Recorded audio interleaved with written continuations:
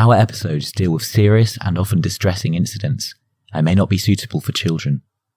If you struggle with addiction, feel depressed or have suicidal thoughts and you need support, please contact your local crisis centre or reach out to a friend to ask for help.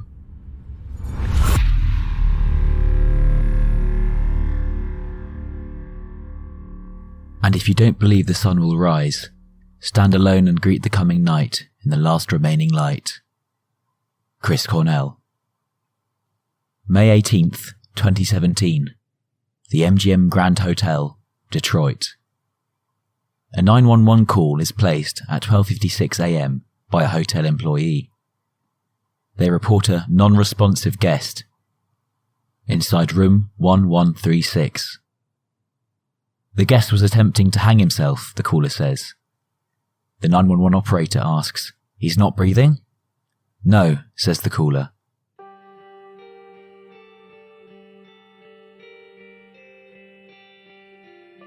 The guest is Chris Cornell, the troubled godfather of grunge, the lead singer and songwriter of groundbreaking Seattle rock band Soundgarden and Audioslave. Alone in an empty hotel room after his final performance at Fox Theatre in Detroit, Cornell had finally lost his lifelong battle against prescription drug addiction and depression that led to too many suicidal thoughts. Sadly, the Rockstar had finally answered Angel Azrael's calling. Speaking about depression in 1999, Cornell said, "No one really knows what the run-of-the-mill depression is. You'll think somebody has run-of-the-mill depression, and then the next thing you know, they're hanging from a rope. It's hard to tell the difference." What compelled Chris Cornell on May 18th, 2017 to take his final bow and leave this world and his loved ones behind? Had it been pre-planned, or was it a deliberate and conscious decision? Had the effects of having 7 different prescribed drugs in his system played an important role in his demise?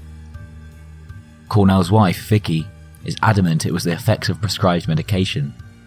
She and Chris's family were disturbed by the media's insinuation that Chris knowingly and intentionally took his life. They believed he could never do that to his family. Sadly, it appears the beloved 52-year-old singer, often lauded as the greatest rock vocalist of all time, was now just a beloved memory. Eerily, just about a year before his death, Cornell mused prophetically in a Rolling Stone article about David Bowie. You don't know how important someone is to you as an artistic influence until suddenly they're gone. Sadly, he was right. Join us on a supernatural journey as we explore the dark side of rock and roll, reveal the shocking details, and explore the mystical facts behind the life and mysterious death of Chris Cornell. This is Death by Misadventure.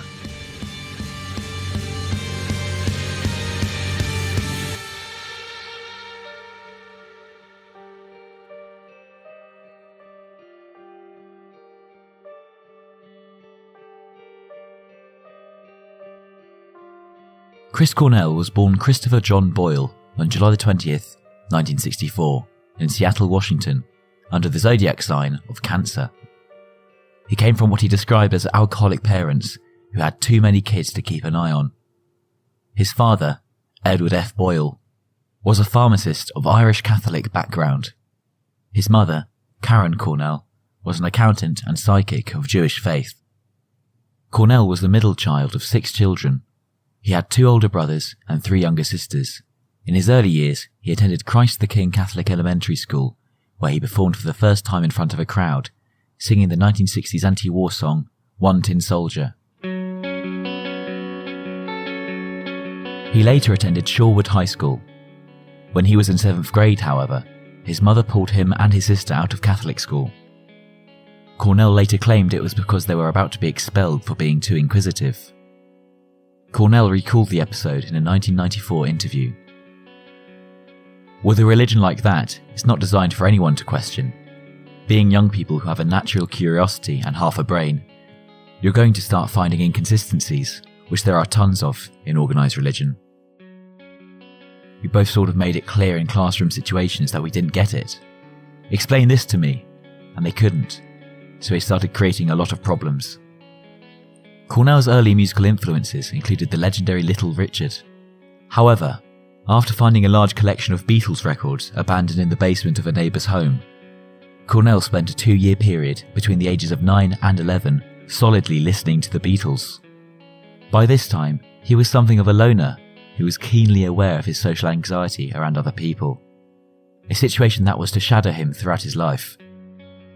It was around this time he realised he could deal with his anxiety through listening to and absorbing rock music. His teenage years were troubled ones, and he soon spiralled into a severe depression, dropped out of high school, and became a recluse, almost never leaving the house. Cornell took piano and guitar lessons as a child and was given a snare drum by his mother as a gift. According to Cornell, music saved his life. It was the guitar he chose when setting out on his rock and roll path, though initially had no burning desire to be the star he would later become. Music was just something he loved and wanted to be a part of. As he said in previous interviews, he was not looking to be an Axl Rose. In those days of teenage development, Cornell worked miscellaneous jobs to help his mother pay the bills. He worked for a time as a busboy, a dishwasher, a fish handler, and a sous chef at Ray's Boathouse in Seattle. Gradually, Cornell became a good enough drummer to start joining pub bands. It was the only thing I had an attention span for, he said in the previous interview. When you're young, playing drums is immediately satisfying, because whether or not you know how to play anything, the bottom line is that you're pounding on something, so you're happy about it. Cornell was in many bands during his late teens, early 20s, but there were only cover bands. He was more interested in, and on the lookout for, musicians to write songs with.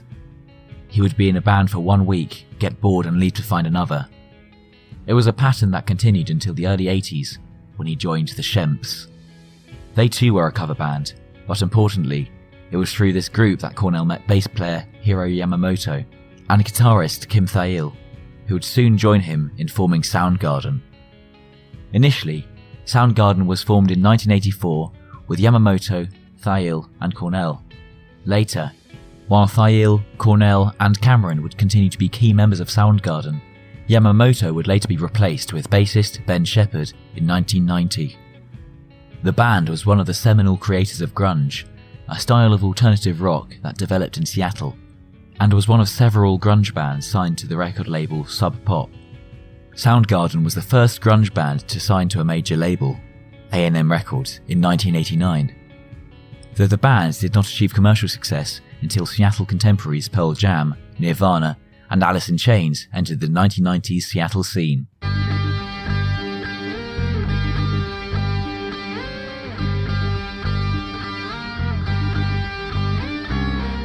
In the 1990s, Seattle became music's ground zero, with Soundgarden, Pearl Jam, and Nirvana exploding to become the hottest rock bands on the planet.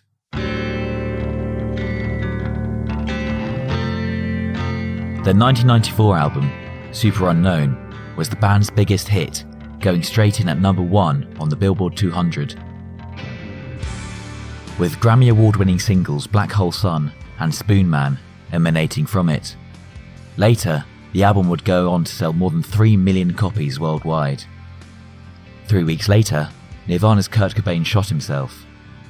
2 months later, Kristen Pfaff, bassist for Courtney Love's band, Hole, died of a heroin overdose, all of which brought back memories of March 1990, when an overdose took the life of Cornell's former roommate, Andrew Wood, the frontman for Mother Love Bone. Cornell was a close friend of late singer Andrew Wood, who was his roommate in Seattle. While living together, Cornell and Wood recorded the song Island of Summer, which was written by Cornell, and is the only existing recording from the two of them singing together. But Cornell, a true son of Seattle, with his shoulder-length sub-pop cavalier tresses and distinctive thin beard, could remember a time when his hometown wasn't just the home of rock tragedy. Screaming Life, Soundgarden's 1987 debut EP, was the second release on the influential sub-pop label. It was the brainchild of co-owners Jonathan Poneman and Bruce Pavitt. Soundgarden's mix of 70s heavy metal and 80s punk ushered in a new rock and roll era and prompted Nirvana to want to record for Sub Pop. Cornell even married within the rock music scene. His first wife, Susan Silver, once managed the U-Men before managing Soundgarden and Alice in Chains. Reflecting on the Seattle scene, Cornell told Rolling Stone magazine, "It's hard not to be a little bitter about it. We lost good friends in the process, and all of a sudden you realise that it's turned into something that's considered a fashion statement. It's like mining. It's like somebody's coming into your city with bulldozers and water compressors to mine your own perfect mountain. To him, it felt as though they excavated it and threw out all they didn't want and left the rest to rot. It's that bad." Cornell clearly felt as though the one true outlet he had for expressing his recurring depression had been abused and milked for all it had. He felt that the Seattle scene that he had once prospered in had become diluted and confused. He went on to say, "We benefited as a band. We've made any statement we wanted to make about music and about who we are, but it doesn't really come across in terms of what Seattle was like. We weren't so much a part of it as a lot of other bands. No one really knew us.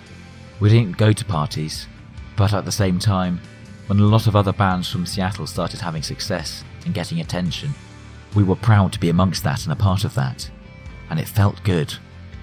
But outside of the people that were involved with the Seattle scene when it was happening, the rest of the country and the world, and probably a lot of the bands that play in Seattle now, think that what the Seattle scene was about is Soundgarden, Pearl Jam, Nirvana, and Alice in Chains. Guitar-based rock with punk influences and 70s influences. Period. End of story. And that's so far from what was going on. What was left out was the completely experimental music, from free jazz to theatrical bands, to a lot of very gothic bent bands. Other people who were part of the scene that we were in. A lot of them were either exploited or fucked over by the whole thing, or completely passed on because they didn't fit into the narrow perception of what Seattle had to offer. It is clear, even from this 1994 interview, that Cornell, despite his huge success as an artist and the loving family he had around him, was still battling his inner demons, anxiety, and depression. This grim outlook, in spite of continued success, would be a persistent problem for Cornell until the time of his death.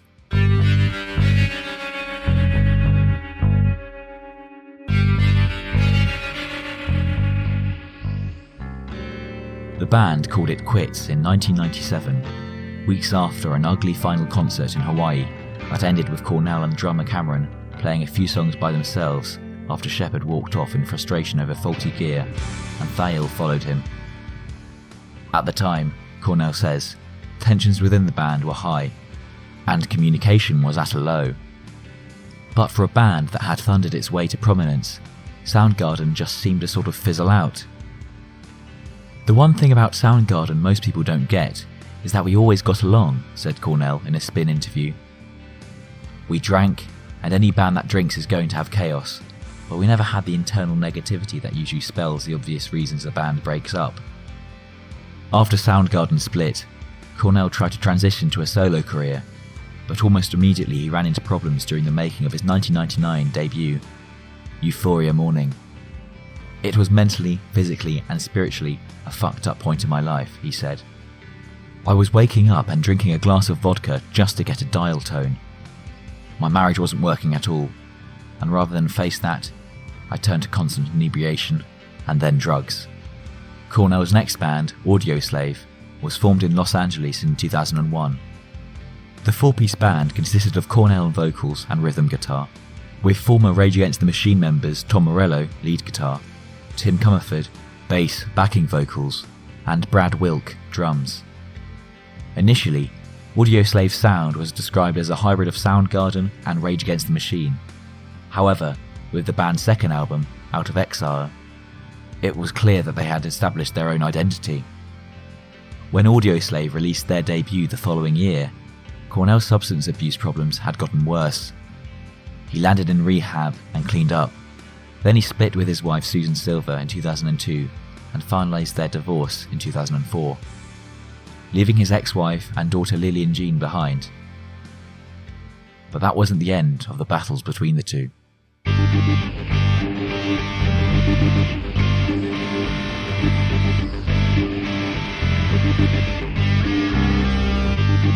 After Cornell left rehab, he was emotionally and spiritually ready to embark on a new life. He met his wife Vicky while on tour with Audioslave in France at a party, and it was love at first sight. He later proposed to her in 2003, and the couple married in 2004. It was a whirlwind romance, and Cornell was ready to leave his past behind and move to Paris to start a family with his new wife.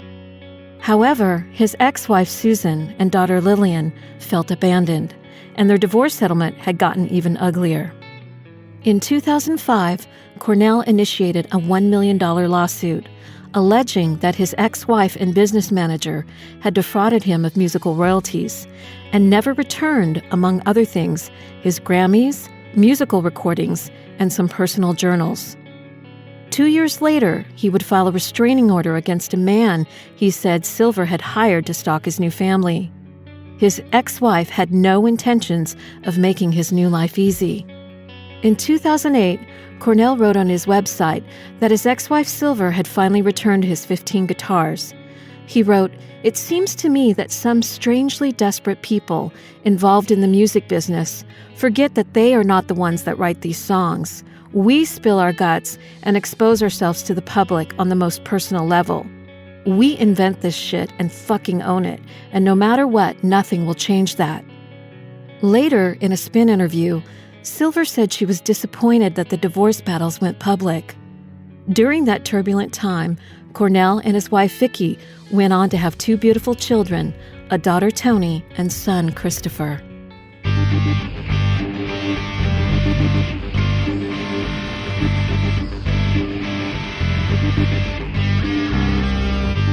Cornell's downward spiral into the world of drugs began at the tender age of just 12. He began experimenting with alcohol, marijuana, acid, mushrooms, and prescription drugs. He was a full-blown addict by the age of 14 until he turned to music. Cornell revealed in an interview that at the age of 14, he had a horrible PCP angel dust experience. He was quoted as saying, "I got a panic disorder, and of course I wasn't telling anyone the truth. It's not like you're going to go to your dad or your doctor and say, 'Yeah, I smoke PCP, and I'm having a bad time.' So I became agoraphobic because I'd have flashbacks from 14 to 16. I didn't have any friends. I stayed home most of the time." During that time, Cornell started to drink a lot, and eventually he fell back into drugs.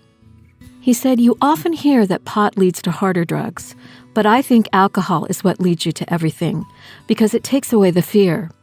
The worst drug experimentation I ever did was because I was drunk and I just didn't care." Music may have given Cornell a temporary reprieve from his self-inflicted seclusion, but thoughts of suicide were clearly still knocking on his door. He later revealed in a 1996 Rolling Stone interview, "I know what it feels like to be suicidal, and I know what it feels like to feel hopeless. There is some point where I learned enough about myself to know that I don't have the tolerance to create other hurdles as well." Did Cornell indicate his suicidal thoughts in his lyrics? Could family or friends have known that the end was near through his music? Some may argue that you can. However, when Rolling Stone asked him if it's legitimate to read a songwriter's demise from his lyrics, Cornell said, "When Andy died, I couldn't listen to his songs for about 2 years after that, and it was for that reason. His lyrics often seemed as though they can tell the story, but then again, my lyrics often could tell the same one, in terms of seeing everything as a matter of life and death. If that's what you're feeling at the time, then that's what you're going to write." Cornell continued to struggle with depression and multiple addictions throughout the 80s and 90s, which eventually led to the demise of his band Soundgarden and his marriage to Susan Silver.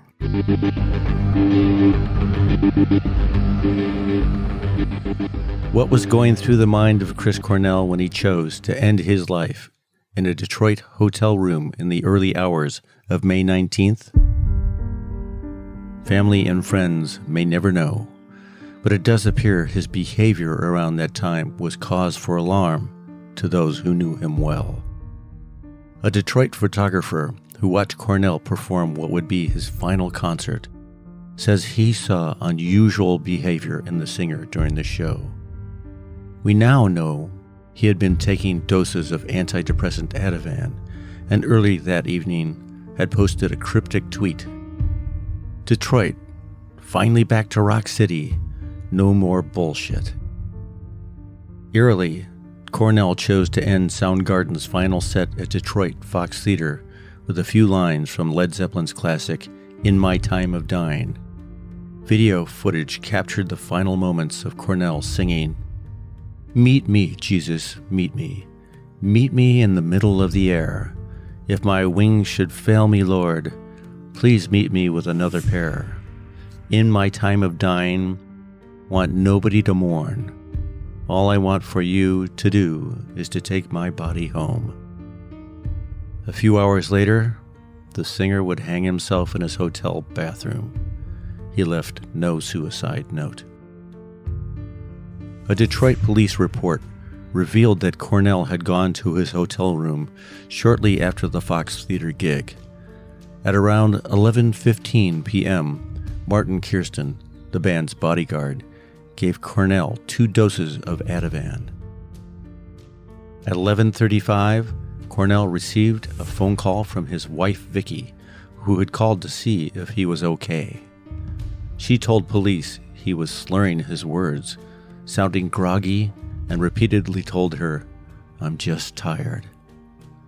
At 12:15 a.m., his wife, concerned about what she heard on the phone, asked the bodyguard to check on her husband. Kirsten, the bodyguard, walked 2 doors down to room 1136 and found the door locked. He immediately called security to request entry, but they refused to open the door for him, so he kicked the door open. He found the latch had been engaged on the bathroom door, preventing him from getting in. He again phoned security, but was, for a second time, refused access. Encountering the second locked door, Kirsten kicked it open as well and found Cornell lying on the bathroom floor. He had blood running from his mouth and a red exercise band around his neck. An MGM medic, Don Jones, was on the scene by 12:56 a.m. and untied the band from around Cornell's neck and began CPR on the singer.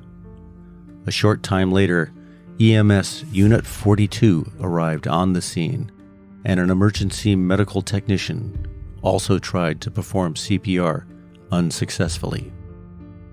By 1:30 a.m., Cornell was pronounced dead at the scene by a doctor.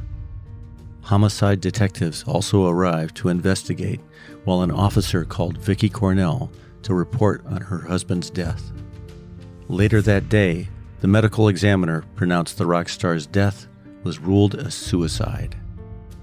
On Friday, May 19th, Vicky Cornell and the family's attorney released a statement that they disagreed with the Wayne County medical examiner's conclusion that Cornell died after committing suicide. His family stated he was a recovering addict with a prescription for the anti-anxiety medication Ativan, and believed he had exceeded his recommended dosage that night. The family stated that if Chris had committed suicide, drugs or other substances might have affected his actions. The Ativan prescription had side effects of paranoid or suicidal thoughts, slurred speech, and impaired judgment. The day after Cornell's death, Men's Health magazine republished a 2006 interview with the singer, where he revealed his private struggle with depression. He said, "For me, I have always had one foot in this dark, lonely, and isolated world. Then, in the early 90s, I got very dark, and there was a ton of isolation. I had to do a lot of things I didn't want to do, like I had to admit that I'd made all the mistakes I assumed I would never make. I changed pretty much everything you can change. The city that I live in, every person that I spend time with. I got a divorce, but then fell in love in a way that I didn't know I was capable of, and then felt love in a way I didn't know I was capable of. I quit drinking, quit smoking, and suddenly I had all this energy."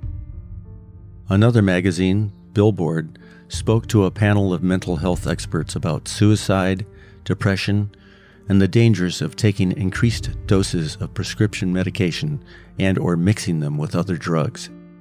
Suicide doesn't discriminate, forensic psychiatrist Dr. Vasilis K. Pozios told Billboard.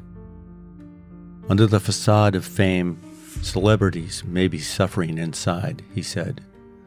We might forget that the causes of suicide, most often depression, are rooted in a biological disorder of the brain. The problem, he said, is that suicide is notoriously difficult to predict. People who are depressed may also turn to drugs and alcohol to self-medicate the symptoms they experience. He went on to add that people considering suicide usually reach a tipping point and act within 5 or 10 minutes, so that it can be brewing, but then something happens or their emotions take over. Chris Cornell's wife would later publish a letter in the media addressed to her husband a few days after his death, saying she was sorry she didn't see what happened to him that night.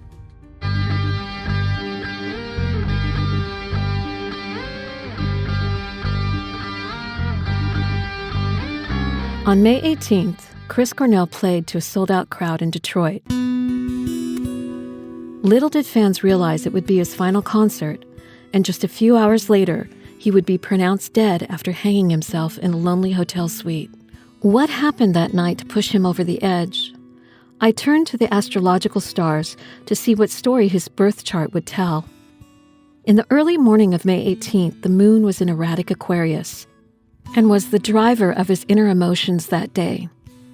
I believe his personal demons had returned to haunt him one last time and decided to orchestrate how his final song would end. His tortured past had caught up with him, and in a moment of sadness, Cornell, in his depressed state, may have felt that his family and friends would be better without him. To find the answers to these questions, I had to dig a little deeper into his astrological chart and explore what secrets it revealed about Cornell's chronic depression. Cornell was born on July 20th, 1964, under the zodiac sign of sensitive Cancer. Wistful, shy, and mysterious, the water ran deep for this troubled rock star. In interviews, he was candid about how he constantly battled a tidal wave of emotions and was always in a perpetual state of either sinking or swimming. We know now that Cornell suffered from depression and social anxiety for most of his life. He self-medicated for years by abusing drugs and alcohol.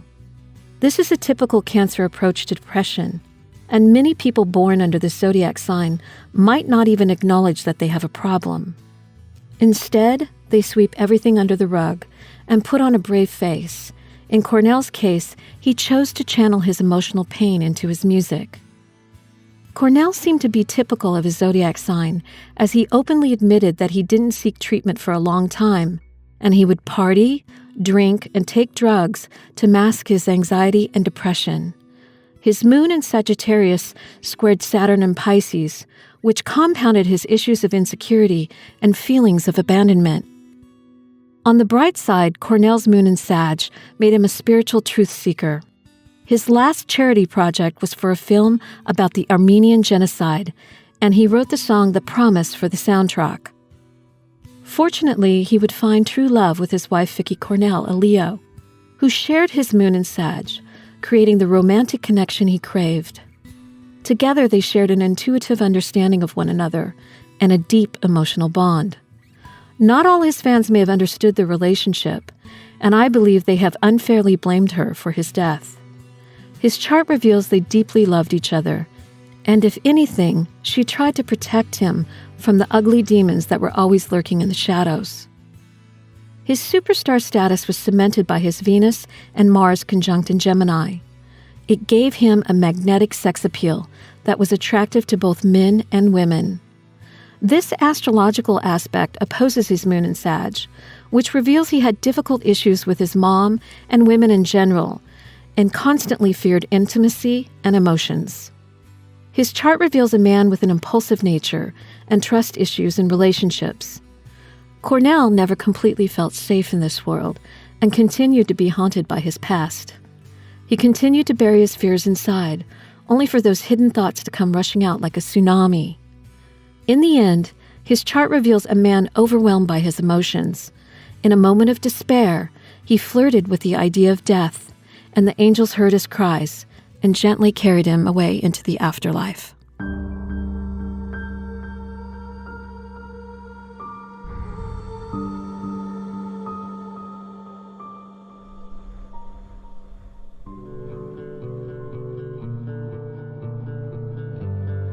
Chris Cornell entered the music world with the life path number 11.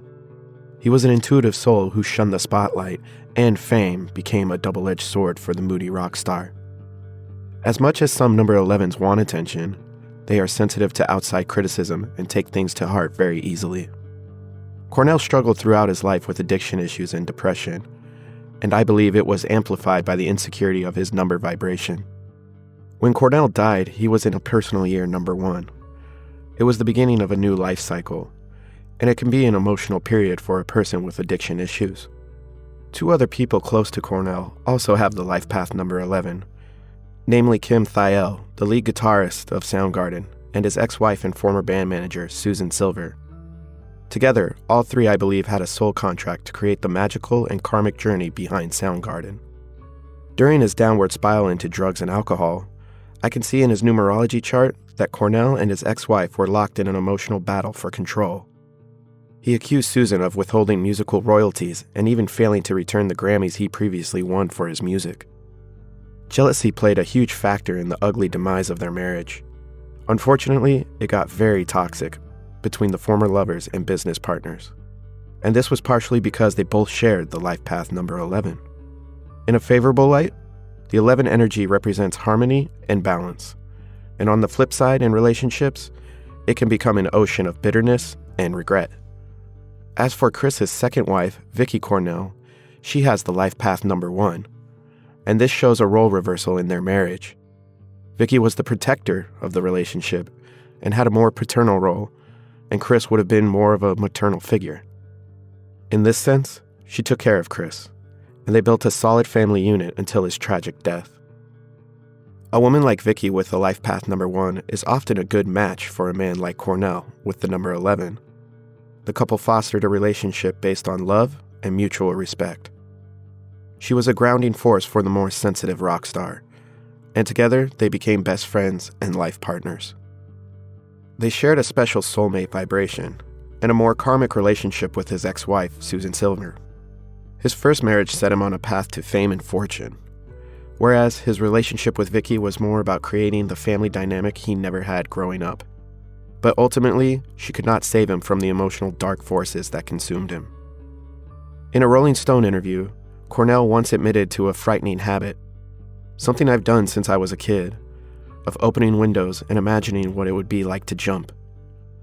He was a lost soul, always living on the edge. Sadly, in the end, the Room 1136 played a pivotal role in Cornell's final hours. And yes, when you add the numbers together, it equals 11. Coincidence? Maybe, but I don't think so. The number 11 in the tarot deck is the Justice card and ruled by Libra. Justice represents a conscious awareness that your decisions and actions have had long-term consequences for yourself and those you love. A decision was required, and in Cornell's case, he chose to take his life. Suicide is a devastating tragedy, one that leaves friends, family, and loved ones confused, frustrated, and sometimes even angry. Lost, asking themselves, could we have done something? More than anything, it's heartbreaking, leaving loved ones feeling helpless and left with more questions than answers. Had Cornell completed his soul contract on Earth and was simply ready to meet his maker, or did a supernatural force push him over the edge?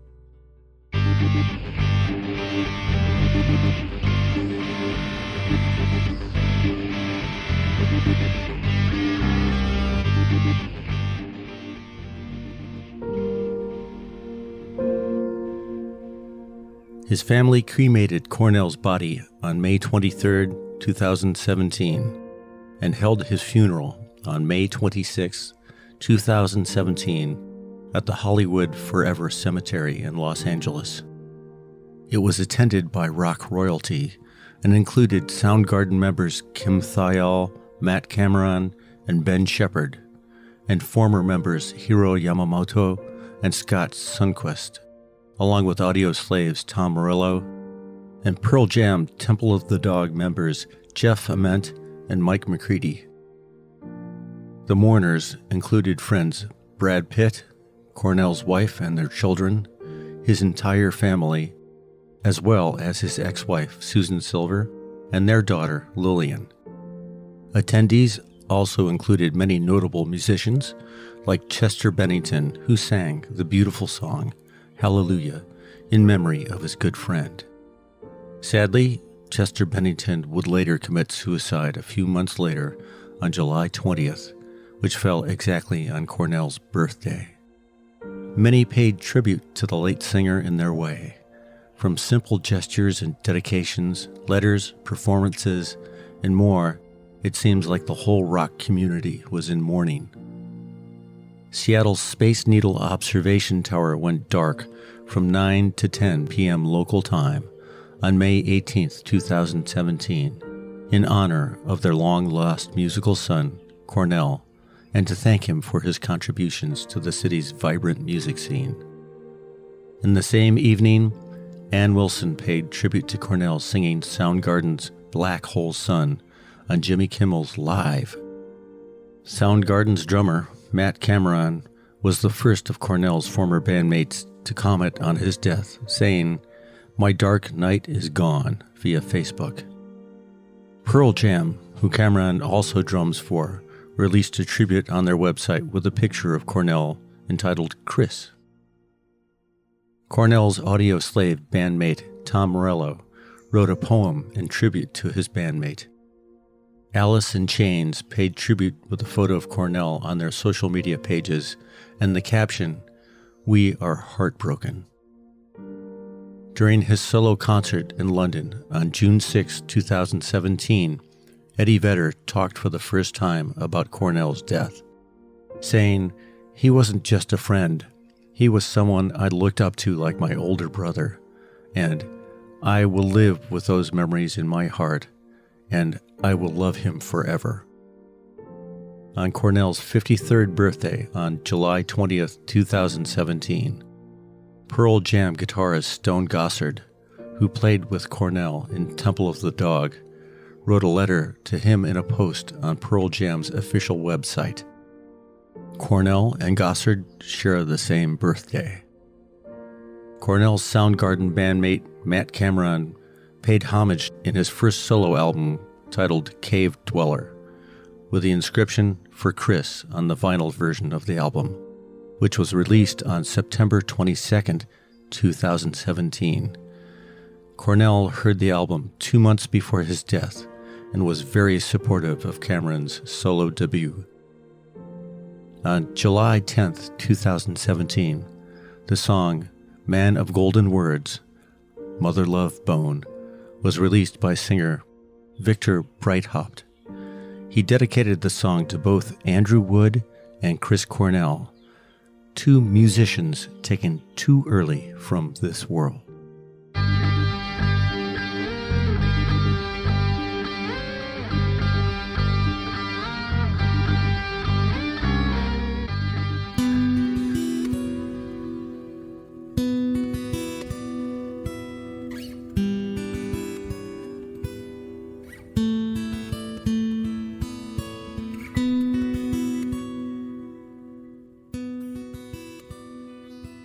Addiction and depression are sadly nothing new in the music business.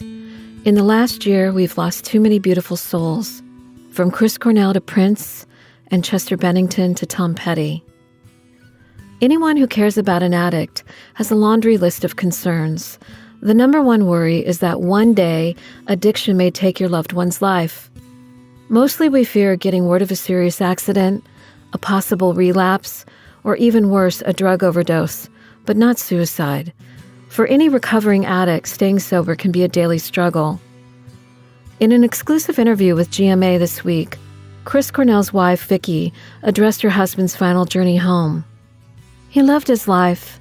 He would have never left this world," Vicky told Robin Roberts. "Our family was his everything.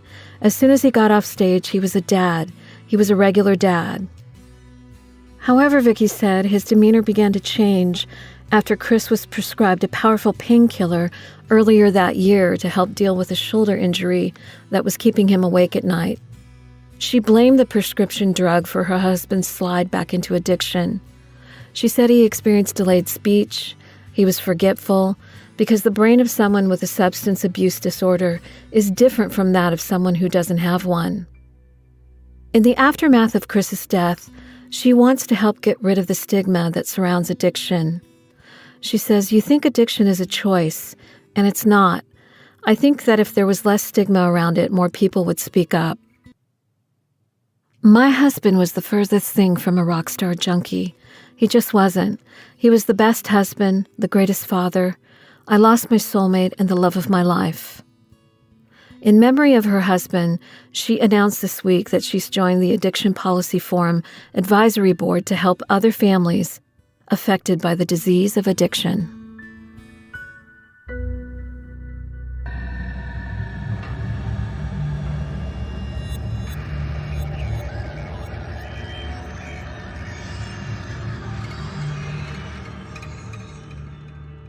After Chris Cornell was laid to rest, his big brother, Peter, posted an emotional letter on Facebook to friends and fans. He wrote, "I cannot deny the pain of this loss. In some ways, I cling to it, refusing to let go because I want to keep my little brother close, even if all that's left are memories. At least we are rich with memories.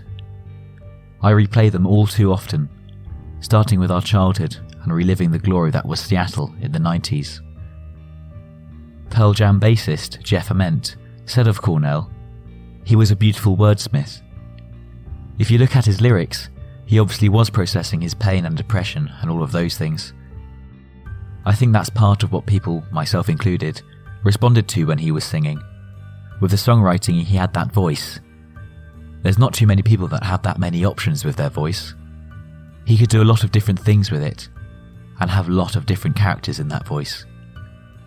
I feel so lucky that I got to be in a project with him, got to hang out with him, and just sort of witness his greatness."